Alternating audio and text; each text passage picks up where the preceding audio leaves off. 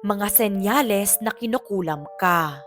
Ang kulam ay itim na mahika para saktan ka dahil may inggit or galit sa'yo. Una, kapag biglang sumasakit ang iba't ibang parte ng katawan mo, na biglang kumikirot ito na parang tinutusok ka, sinasaktan ka.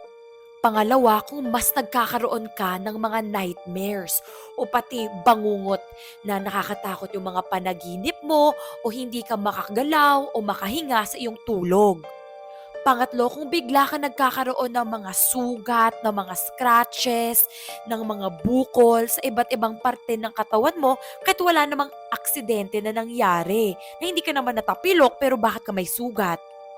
Pang-apat, kung puro kamalasan ang nangyayari sa'yo.